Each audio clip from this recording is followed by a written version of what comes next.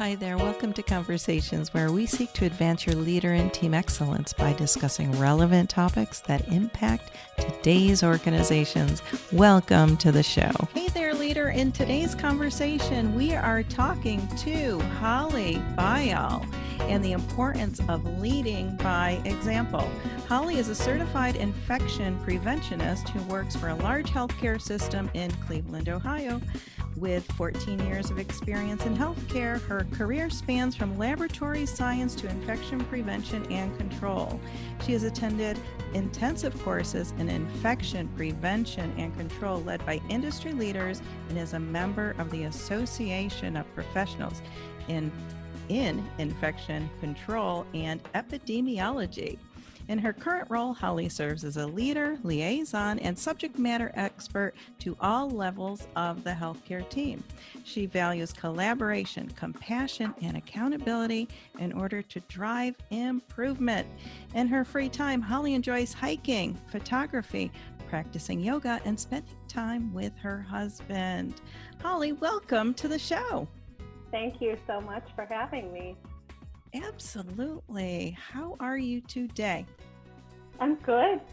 I have a day of vacation tomorrow, so I'm in the zone. Yep. That's always nice. That's always Yes. nice. And you are here in the United States. So how is your weather where you're from? It's hot and sticky. We're about 85, humid, quintessential Yes. Ohio midsummer. But it's pretty. I can't complain. Yeah. And before you know it, you know what's going to come. It's that Oh, white I stuff know. off the lake, right? Yes, exactly. Give it 2 months and we'll be at 40 degrees. That's right. So enjoy this weather right now. Yes. Yeah.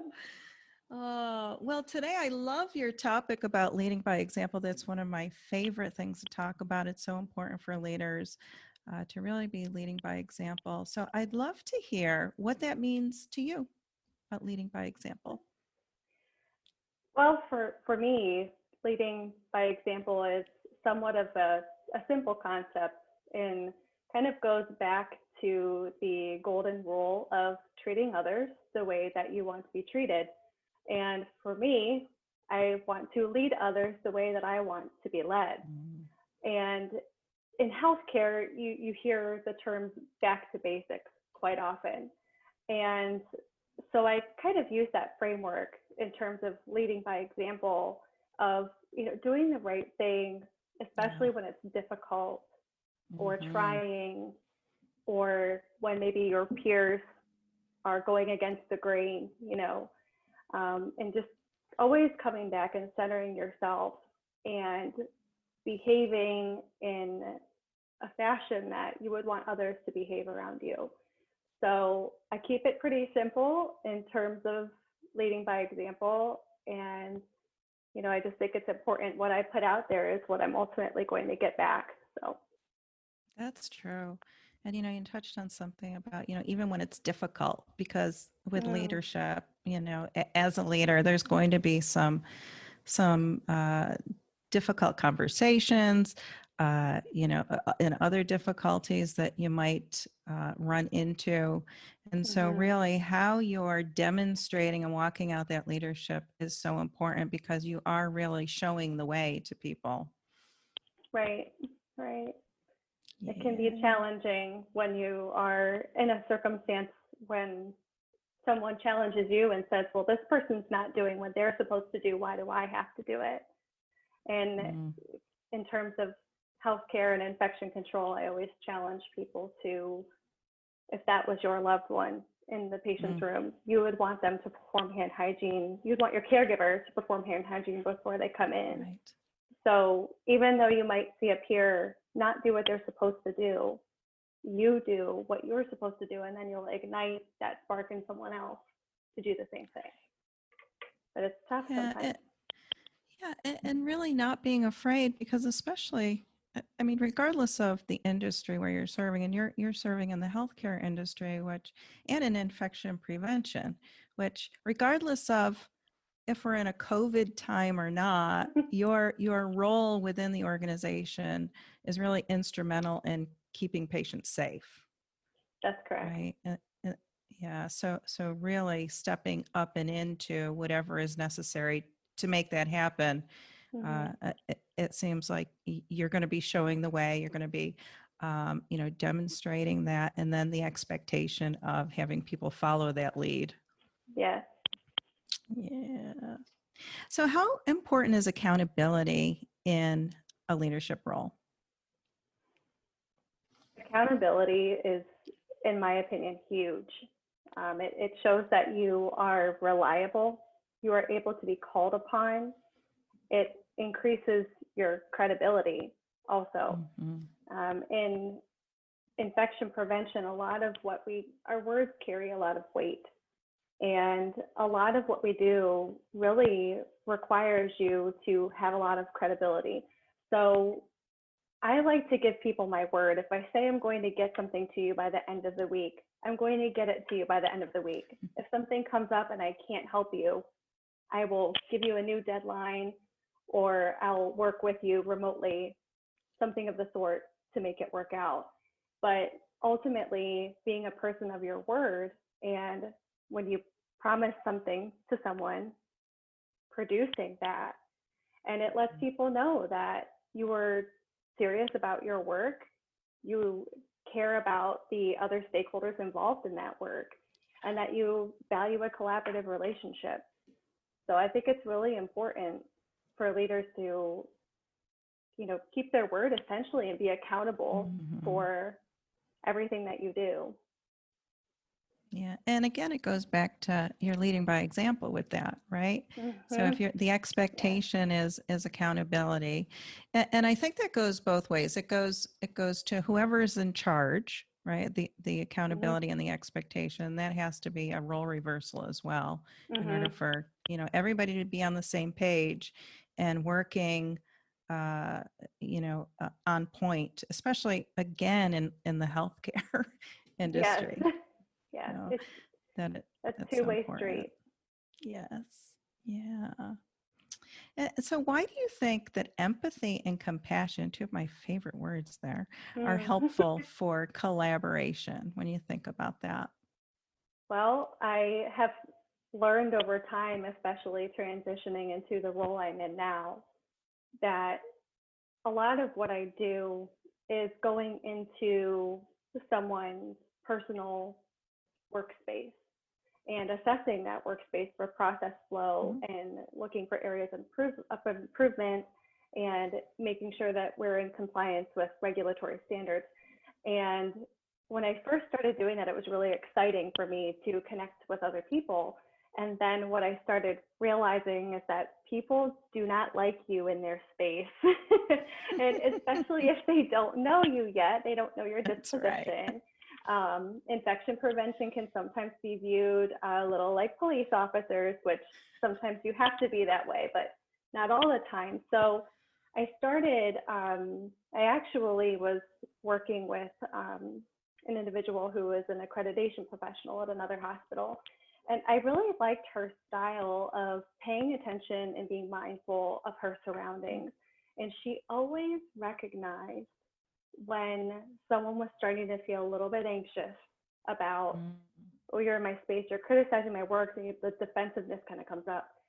So what I found was kind of molding that and making it my own, and recognizing how someone else is feeling about me being in their space, on their unit, criticizing their processes, albeit for the greater good, right?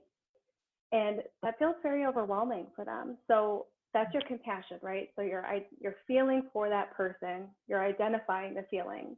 And then your empathy is actually understanding it and then putting yourself in their position.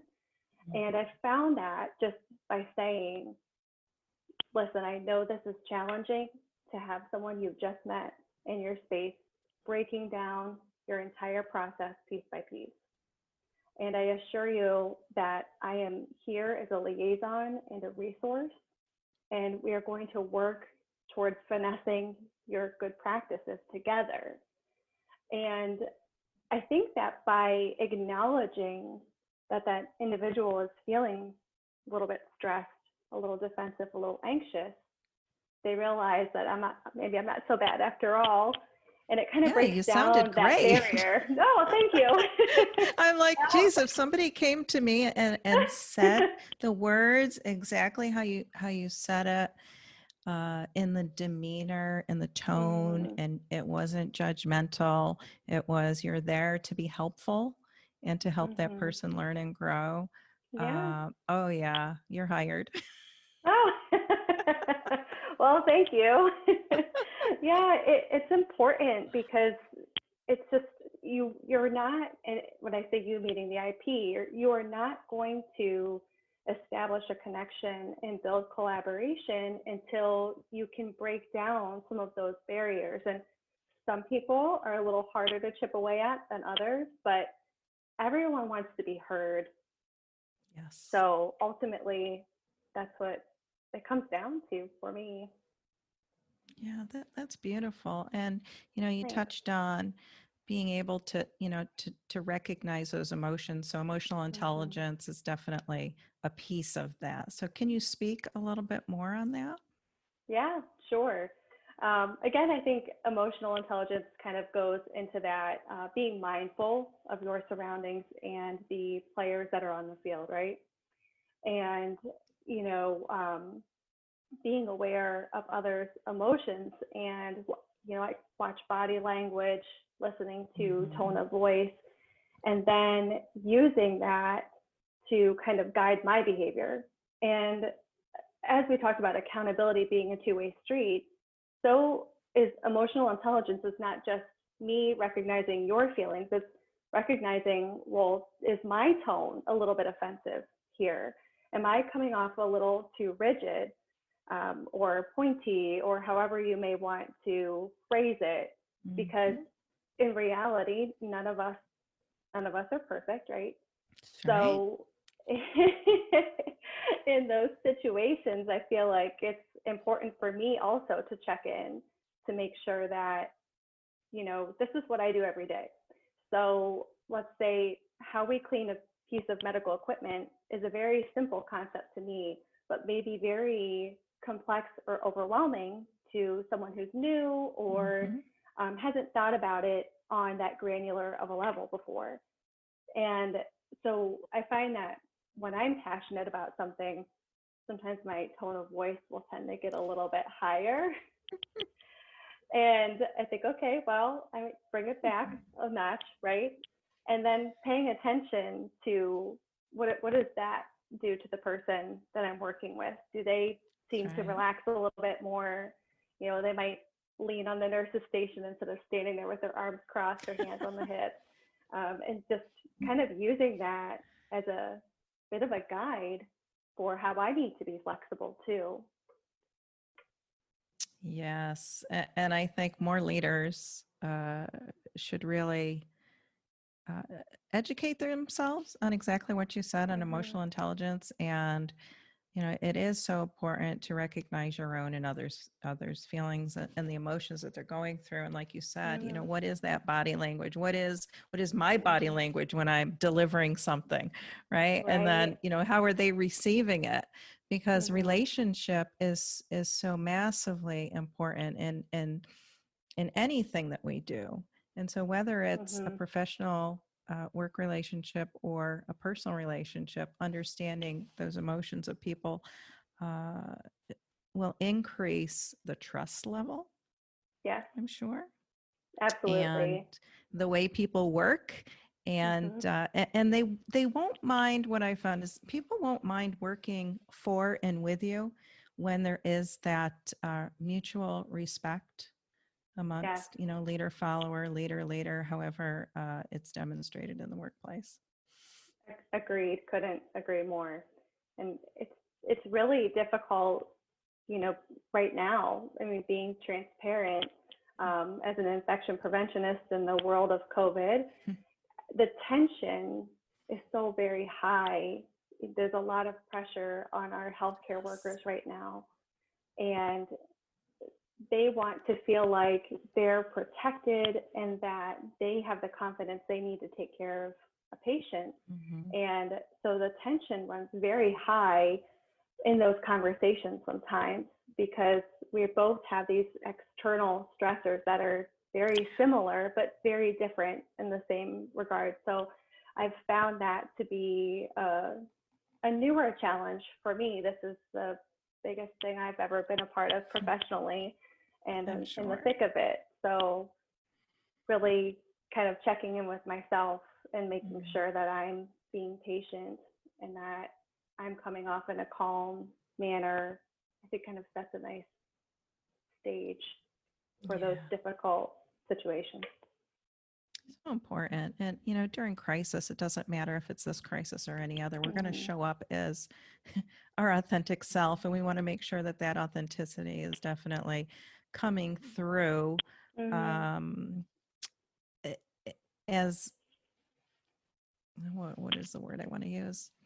Our authentic self is coming through in a nice demonstration, instead of all chaotic and high emotion, because we know that that amygdala gets hijacked, and that we may say and do things that are just not our our regular self. But so really keeping an eye on who we are, who we're talking to, recognizing those emotions are all just, especially during this time, so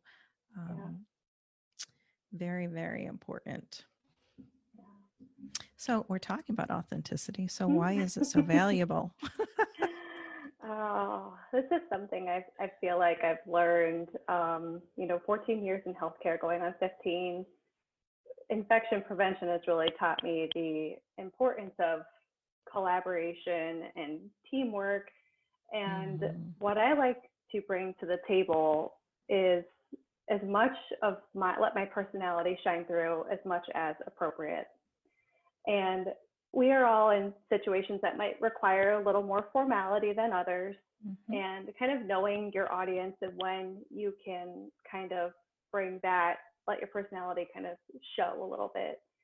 And for me, I like to emulate that none of us are perfect, and leaders are certainly not perfect. No, they're not leaders. Did you hear that? It's not just me saying it. None of us are perfect, not by a far cry. And that, I think people have to get comfortable with that. I think I've learned myself, there's so much room for growth when you let go of that idea. And the strive for perfection is exhausting, let's admit it. But it is. With letting that go also requires a bit of vulnerability, right? So I think that the workplace, the professional world, sometimes doesn't always make room for vulnerability. And I don't think vulnerability means having a huge sob fest in the middle of a meeting and slamming an office door. I think vulnerability just means kind of letting your professional guard down a little bit when you're having a professional conversation, or knowing when to say you don't know, or when you just don't. The words are kind of escaping me a little bit here, but just bringing your true self to the table, letting go of that professional ego and that persona that you have to be a certain way. That's right. That's so letting important. People see that you're human too. And I think it makes a safe, comfortable space for other people to feel like that. Sure it does, because if we're inclined to expect perfection from ourselves, we are definitely going to be putting that on others. And that's not fair. That's not how to lead. I come from the thought process of, so we weren't created to be perfect, but we can reach a level of excellence. And that level of excellence may look different depending on who it is, because we are bringing our authentic self, we're bringing our own personal experiences, we're bringing our professional experiences to the table. And, like I've heard you say before, which I'm going to ask you to talk about, is it's okay to say, I don't know. Right. So I'd love to hear your story around that. Oh, yeah. Well, self-proclaimed ex-perfectionist here. Learning, welcome. learning to say you don't know is often a tough lesson because it's usually as a result of a mistake.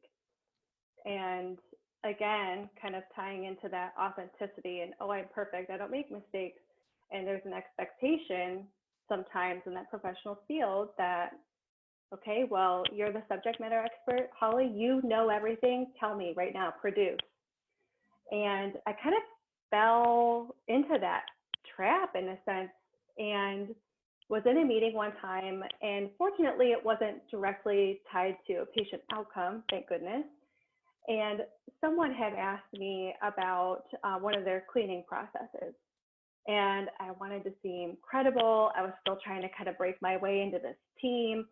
And I wanted them to tap into me as a subject matter expert. So I, spouted off, oh, you're going to clean it with this and, make sure you, do that and feel good giving them that producing, right? Giving them that answer right away.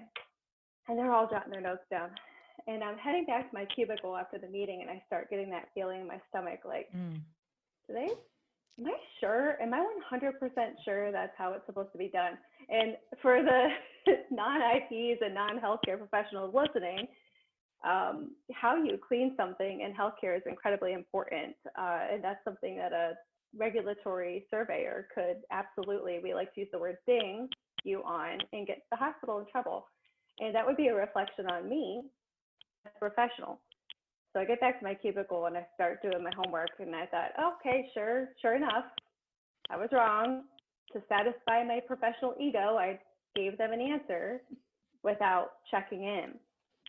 And so then you have to do what we like to call service recovery, which is basically just customer satisfaction. So you got to get on the phone and then you're explaining that you were wrong. And then, then people are like, well, wait a minute, what is it? Are we doing this? Are we doing this? And so then you have to produce your evidence. Here's your policy. And, I don't know if I'm allowed to mention an author that I like on here. So if I'm not, you can just absolutely. get it out. No, go ahead. But, authors love that. Okay. Well, one of my favorites is Brene Brown. And in her book, Power of Vulnerability, she talks about when someone asks her a question, asks her to do something, she has a ring that she wears and she spins it around 3 times and she says to herself, choose discomfort over resentment. She repeats it over and over. So I applied that in my personal life. And then when I was thinking about just learning how to say I don't know, that kind of popped into my head because in that meeting, what I could have done is been uncomfortable and said, I don't know, but I will find out for you. Yes. Or I don't know, let me take that question back to my team. Yeah. But instead, I had to be perfect. I had to know the answer. And then I resented myself. Later, it ruined my whole day. And that was one of the turning points for me of letting go of the perfectionism, knowing I'm going to be wrong sometimes, and that's okay. It is but okay. When you don't know, you should be comfortable saying you don't know.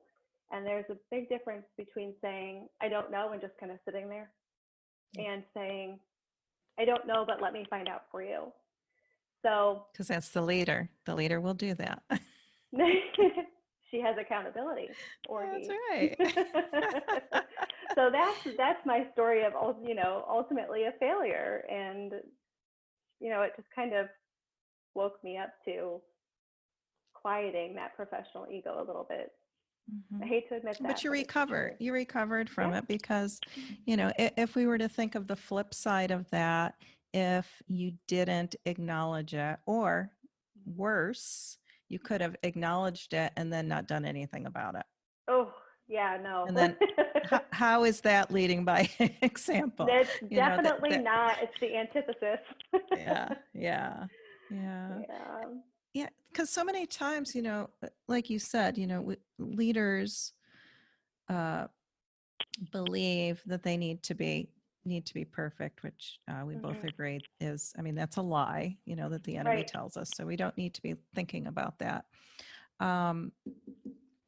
But as human beings, we we are wired, for lack of a better word, to be pleasing to other people. And Yes. and that can, lead us down a bunny trail and get us in trouble. So, with an ethical leader, somebody who has a moral compass, who, feels that, I Yes. might have said something wrong. There's nothing wrong with that as long as you do exactly what you did, which was wonderful. And so you recovered from it. So when I say recovered, you recovered the incident, but then it takes recovering on a personal level too, to have that Yeah. acceptance of Yes. being okay, that you didn't know, or that you said something, that there was a misstep, but then, backtracking and making it right. hmm That Yeah. was a long drive home that day. And a lot of people might think, oh, that doesn't seem like that big of a deal. But to me, it was a big deal. But I had a choice at that point, Mhm. on my way home, was I could let it continue to weigh on me, or I could say to myself, you know what, Hall, you corrected it, like you said, and you learn the next time you won't do it again. You sure And do. and then I thought, if anything, I could have even built more credibility by being transparent in the fact that, hey, getting on the phone saying, I made a mistake, I told you the wrong information. That's tough. Nobody likes to do that.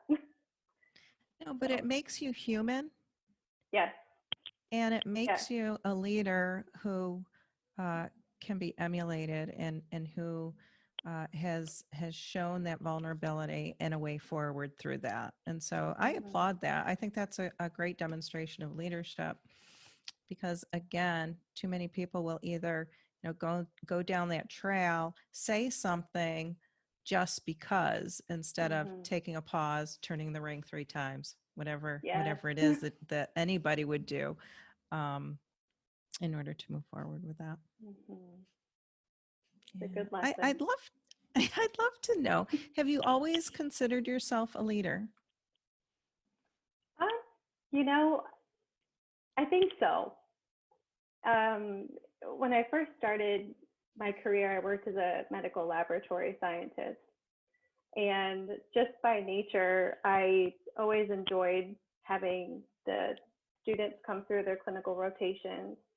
And I had a lot of really good mentors when I got started. Mhm. So, similar to my mentor I mentioned in accreditation, I kind of wanted to bring that full circle and give that back. So I always ended up taking the students under my wing, and then it was new employees under my wing, and then I trained in one area of the lab, and next thing you know, it was hematology, biochemistry, blood bank, you name it. I was training everywhere. And sometimes, the laboratory is a very technical place, but I also found that I liked to give them that kind of real world experience, Mhm. and down to simple things. Like I always used to say, if you use the last pipette, restock the pipette. Don't be a jerk for the next person, because you would be ticked if you were going to load your samples and you didn't have a pipette. So don't be that person.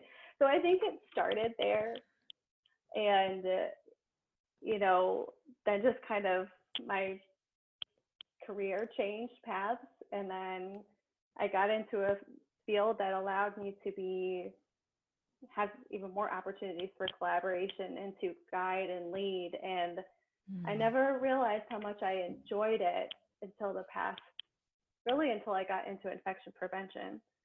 So it makes sense for me, at least in my career in healthcare. Yeah, I love that, because so many people I talk to, they don't recognize the leader within themselves. Mm, And so it's always an interesting question when I, get the chance to ask it of somebody, because, some people, they just know, they've always just felt that, um, mm, and have been comfortable in the role. And I try to help people understand, who say that they're not a leader, that they are a leader. If you get up every day and you get dressed, you're leading yes, yourself. You're making right. decisions. You're influencing at a very simple level. And to really understand that, regardless of the industry that you serve, regardless of where you are in an org chart, anything like Yep. that. You are a leader, and then we have to think, how are we walking out that role right where we're at?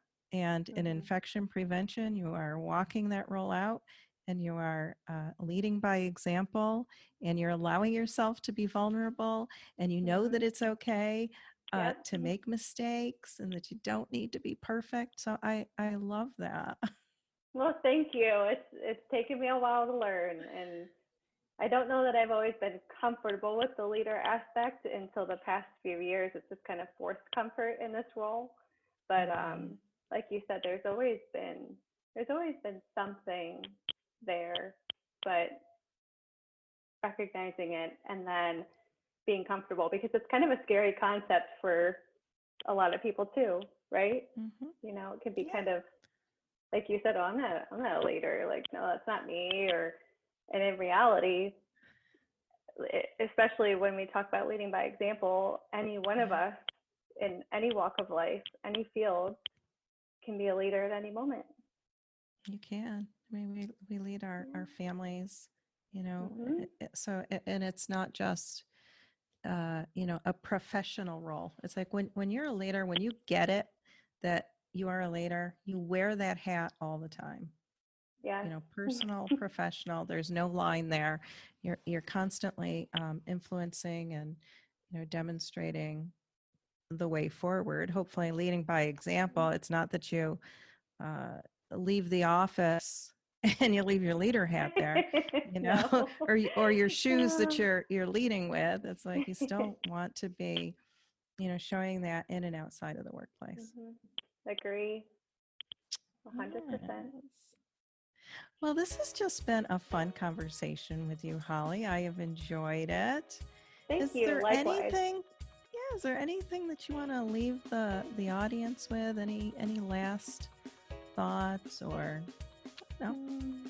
I'll leave it up to you. You know, I don't have anything profound, but just treat others the way you want to be treated and lead others the way you want to be led. Oh, I love that. So we need to put that in writing. Put it up on a wall. I love that. Yeah. You can have it. Thanks. I'll put your name under it. Oh, sure thing. Oh, well, thank you again for coming on Conversations for Leaders and Teams. It's a really great topic for, you know, leaders, like I said, regardless of industry, to understand that leading by example is crucial for our organizations, as well as our families, our committees, our volunteer teams, you know, across the board. So thank you for bringing that to today's conversation. Well, thank you so much for having me. It's been really fun. Welcome. Awesome. Okay. Well, we'll see you soon. Take care. You too. Until next time, this is Dr. Kelly Whalen. Keep doing great things, because our world needs leaders like you.